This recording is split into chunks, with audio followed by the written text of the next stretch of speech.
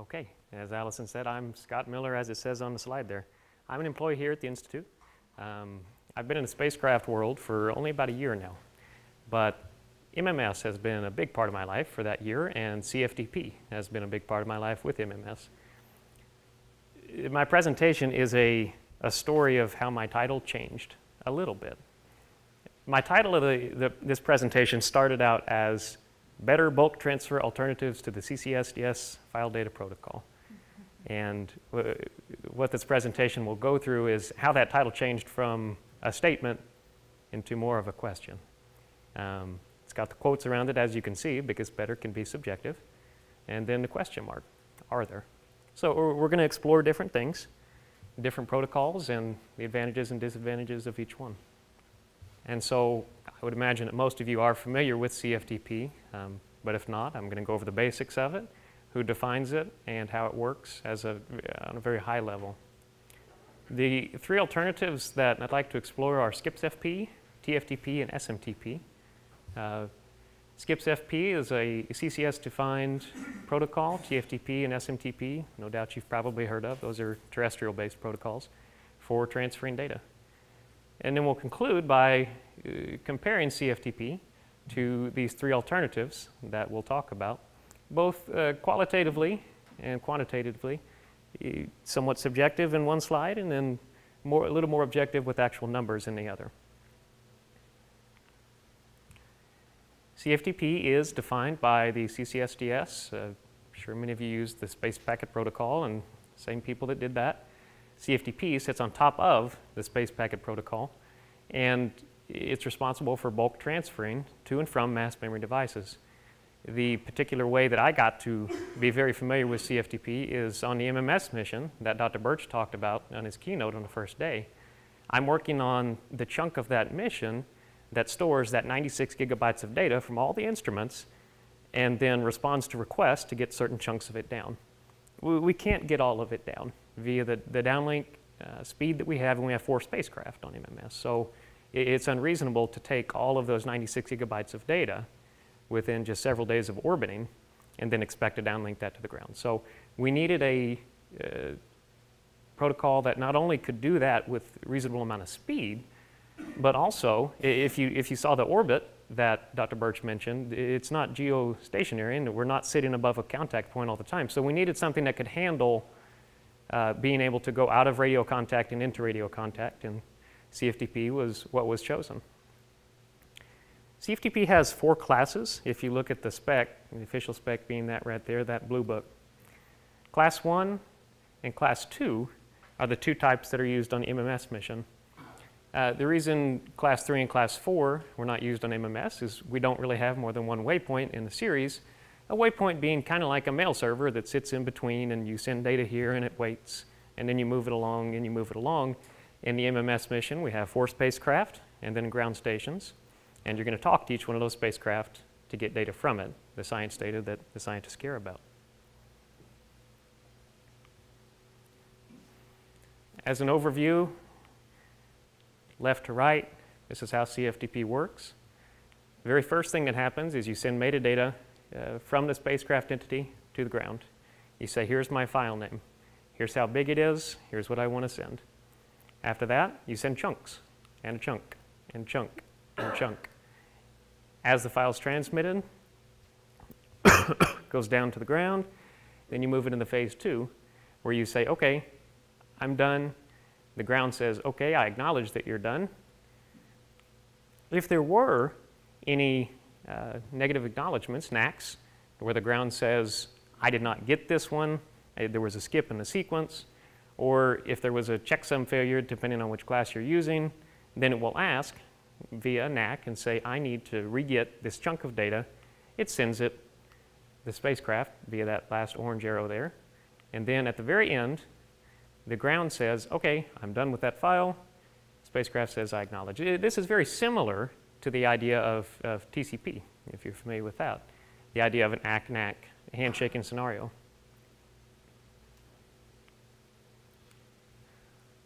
Here's what drove the creation of this presentation. There's 2 slides on this. One is about implementation size. The other is about processor time. I'll go over implementation size first.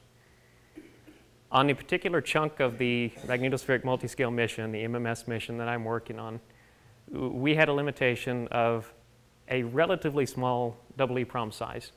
We have 160K to store our image. The CFDP library that we ended up using was Goddard's. And so we took this, whenever we compiled it in, if we left everything that we had with all the optimizations that were available, that took up 110 of our 160K. So that got, I mean, in our instruments, it's supposed to receive telemetry from, what is it, 7 or 8 instruments. And then at the same time, control some power for some of the other heaters and all kinds of other things that our processor is supposed to do. So our image was quickly growing way too big to fit where we needed it to. One way we got around this is we took the library that we received, we compiled out the receiver, because in the MMS mission, we don't need to receive files. That's not the job of the chunk that I'm working on. We just need to be able to send them down. So we got rid of the receiver, we got it down to 60K. Not so bad. And so it fit. As another reference, though, I did not work on the messenger mission, but there is a reference to a paper written by Chris Crupiares and others on messenger. They ended up using a JPL protocol implementation, but they ended up with a similar issue. They actually took it and stripped it down, and in the paper he calls it, quote, CFDP light. And so they made modifications to tightly couple it. Then also, I read in his paper that the receiver portion was not included in there either. So they dealt with some of the same issues that we are dealing with on MMS. So that's one. Why I'm looking into this, or when I started to look into this, is implementation size. Number 2 is processor utilization. On the MMS mission, we have a 25 megahertz Spark Leon 2. Given nominal operations, about 30% of utilization is used to cycle the engine, go through, do everything that CFDP needs to do. If you do a task show on our instrument, our processor communicates with the instruments, you'll see that commonly about 30% of the CPU is dedicated to the CFDP task of about 10 or 11 tasks. So that's one task. And it's usable, and we're doing that right now, but it's very high utilization. As was mentioned, I think, in one of the ESA presentations, a somewhat nominal load, you certainly don't want it to be too high for one particular task, and yeah, I think they mentioned maybe, if you want a 25% margin, you want to get down to 75, and with several tasks eating that much, at least one of them, you can get there very quickly, and we didn't want to get there. In order to mitigate that, because at the beginning of MMS it was known that CFDP was a very processor-intensive protocol, a hybrid hardware-software implementation was created for the hardware to where it does some of the work for us. The file data PDUs and the file directive PDUs, which is jargon within the CFDP world about how things are formatted, are actually created by the hardware. So this helped offload some of the utilization from the software. And it still brought us to 30%, but it definitely helped. So we saw that in the MMS mission, utilization was relatively large compared to the other tasks that we needed to do. Again, referencing the messenger mission paper, they had a 25 megahertz, it was a RAD 6000, and their paper quotes 55% CPU utilization in order to support playback operations. And so those two things, implementation size and processor time utilization, are the things that drove me and my colleagues to say, is there something better that we could use? So the 3 protocols that we decided to explore, SCPS-FP, TFTP, and SMTP. And we moved to the first one, SCPS-FP. SCPS-FP is a CCSDS protocol. It augments FTP standards when possible and replaces them when, or augments them when required, given the space missing constraints of maybe long link times or interrupted links. I think one advantage from looking at SCPS-FP, it's based on terrestrial FTP, of which many people are very familiar with, widely available open source implementations. And it's built on top of a very well-known protocol, TCP, or SCPS-FP. TCP supports the retransmission. SCPS-FP can sit on top of that and support it. SCPS-FP is available. After doing a few Google searches, I finally ended up with a reference implementation that was freely available, created by JPL.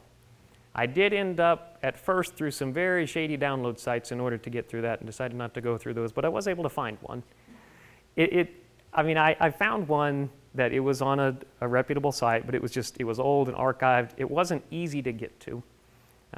It's possible that there's a good point of contact that I just don't have, but I wasn't able to find a good, freely available SCPS-FP implementation, but it is out there. Moving on to the next protocol, TFTP, a very, very simple protocol that sits on top of IP. It's supposed to be a simpler file transfer protocol.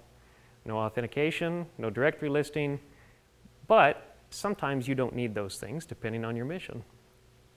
They sit in these Cisco IP phones that we have here around the Institute. That's where they sit in, TFTP. It's very ubiquitous. And it has a very small memory footprint and a very simple design. I found an implementation, a reference implementation out there, it's open source, that the entire server for TFTP is 2,500 lines, one C++ file. So it's a very simple implementation. However, this is a bit deceiving. It does have to sit on top of an IP stack. So TFTP can't be compiled just by itself and then throw it into an image and it works. It does have to sit on top of an IP stack and then data link and then the physical layer.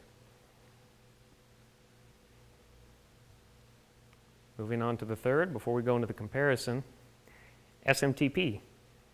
Commonly used actually here on the terrestrial world for transporting mail, and you're probably saying, why the heck would you ever want to use that in space?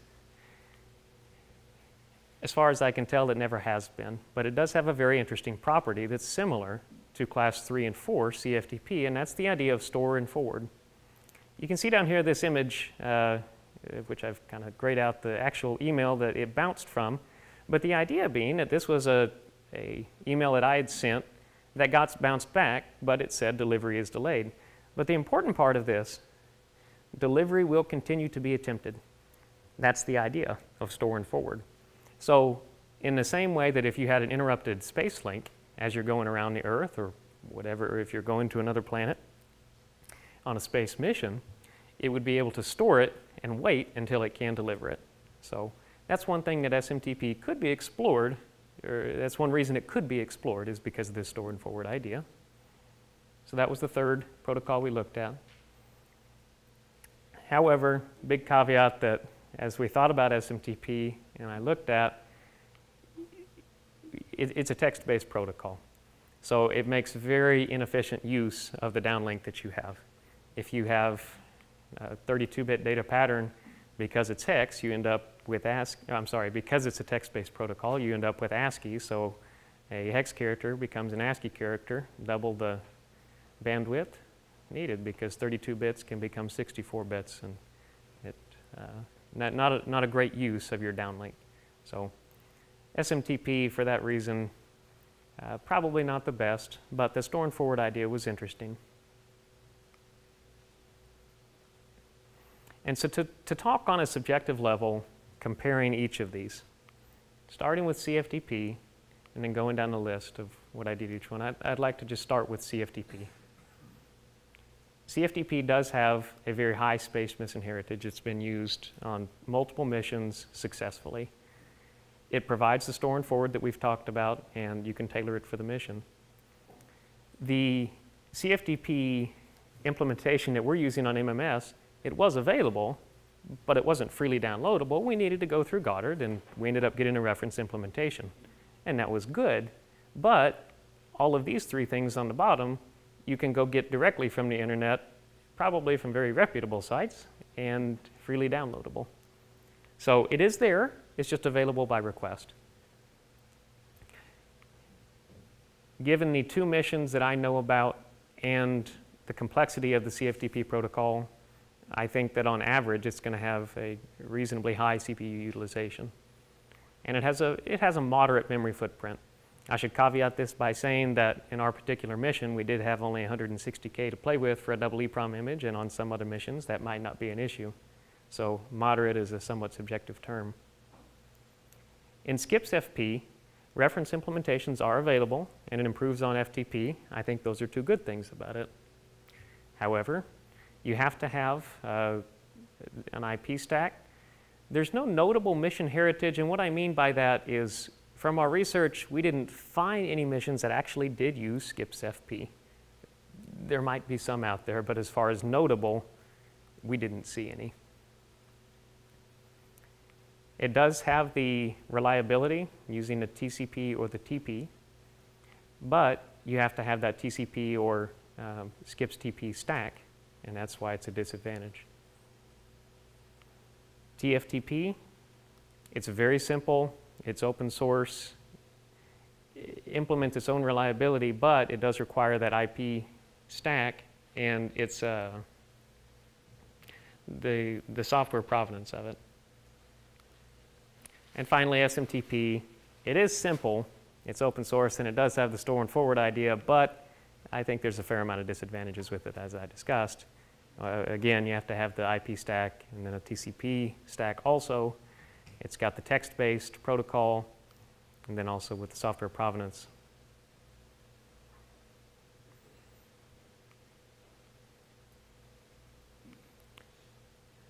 The reason that exists right there is that I don't have numbers for everything, but what we do have numbers for are shown. So the code size is one thing that we do have a number for everything. This is, these are based on the reference implementations that we found. So you can see that out of these, SCPS-FP was relatively complex if you measure complexity just by SLOCs. And then as far as compiled size, we had data for everything but SCPS-FP. And TFTP actually came out to be, I guess, one of the biggest ones. And then the CPU utilization, the only thing that we have data on for actual missions is 30 to 55% based on the MMS and the messenger mission.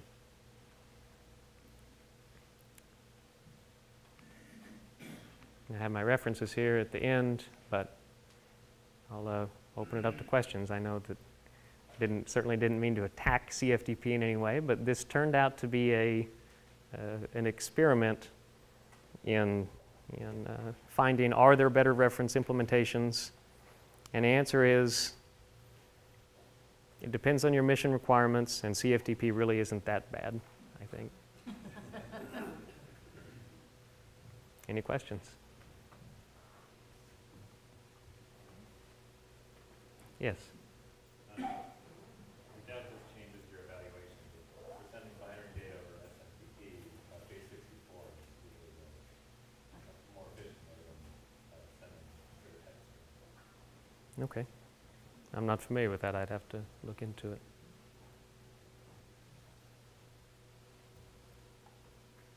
Thanks, I have Dan. a question. Oh, question online. Okay. Oh, okay.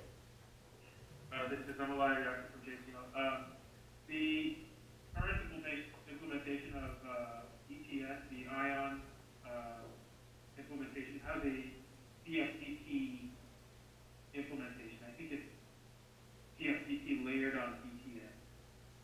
Have you looked at that, perhaps? I'm sorry, Emily, can you hear me okay? Yes, I can. I'm sorry.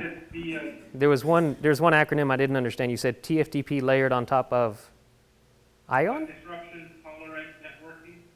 Oh, DSN. Or DTN. Okay. No, we did not look at that, so I'm not familiar with it. Would you can? You can download it from SourceForge. Okay. It includes TFTP, and then the store and forward part is handled by the disruption tolerant networking layer. Okay, that's an interesting solution that we could look at. Yes, Dave. What file system are you using? Because that's another performance. Underneath all the opens and closes on GPM, we found that's like a big. Strictly speaking, CFDP protocol. right. It's a hybrid implementation file system based on 4 megabyte buffers, so it's not strictly a create a file itself. I guess, File system in the conventional sense. yeah. Is the performance predictable, I guess? Is that more maybe the? The performance is predictable. It's hardware controlled, so it's the rate at which we can play it out is controlled. We still have, we're using the Goddard engine, so there's still some overhead with clocking the engine. So there's some things that the engines do that we don't strictly need it to do. In order to synchronize with the engine and let it do the protocol handling, we cycle.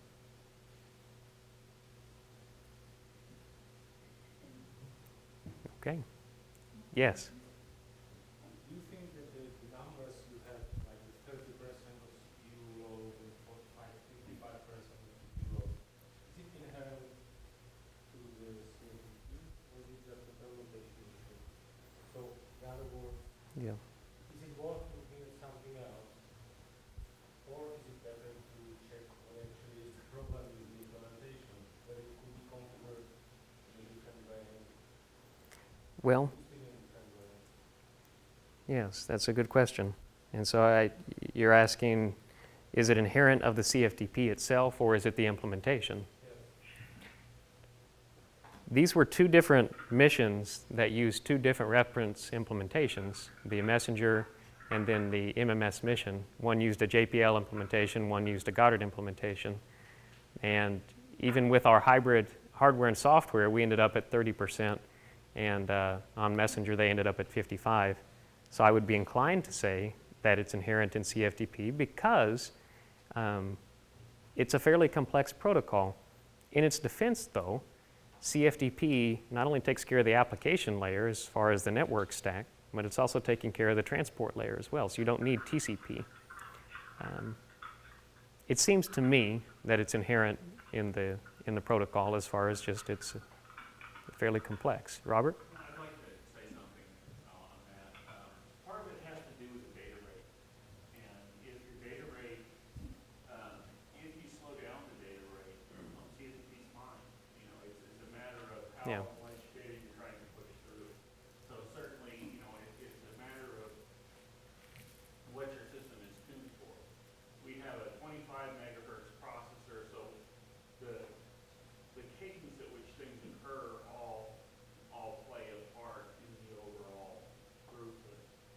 And if we could run a faster, an architecture with a faster I/O subsystem, then then we would get better performance. And so that the CPU utilization is definitely a product of it's not just a CPU handling system. It's a product of the overall architecture.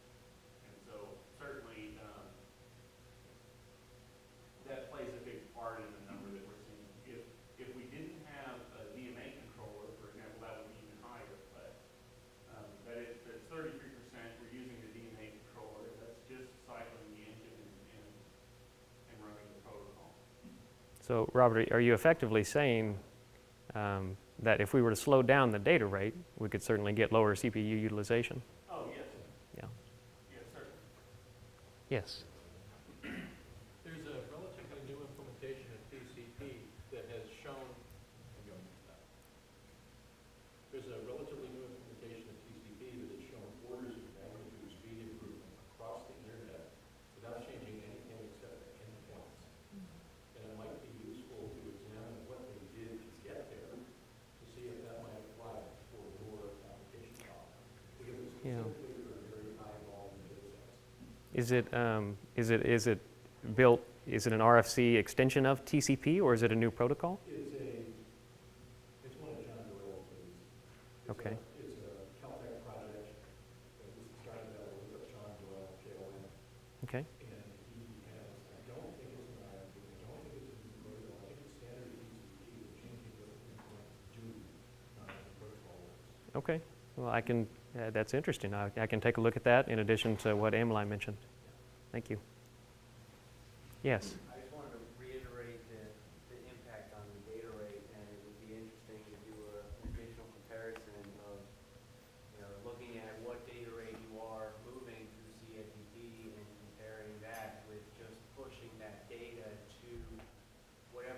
hardware is and kind of isolating the protocol from the data rate.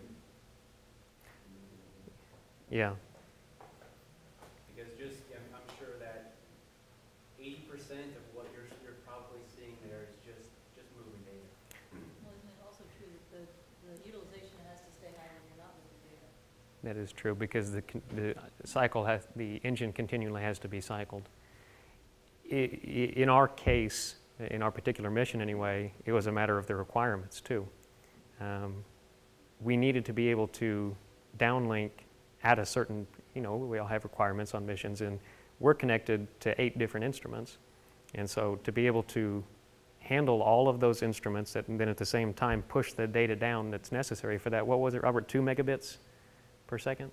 Yeah, it's over 2.5 megabits. Right. So as opposed to the spacecraft itself on the MMS, which was, I think they're down at 370 something to K a second. But yeah, you're right. The data rate itself could certainly be either brought down or, like you said, I guess you're saying that how much of that could you trade off in hardware? We're just isolating what the protocol is going to do a certain amount. There's just execute protocol and then a certain amount with ACMAX and handling that stuff, but a Yeah. certain amount is moving data from point A to point B that's independent of some of the protocols. Yeah. CFDP, I think it doesn't need a lot of improvements. It's a relatively decent protocol. In the Goddard implementation we've received, there were no bugs that we had in the engine itself. It was just dealing with the implementation we had and our particular limitations of the mission and our hardware.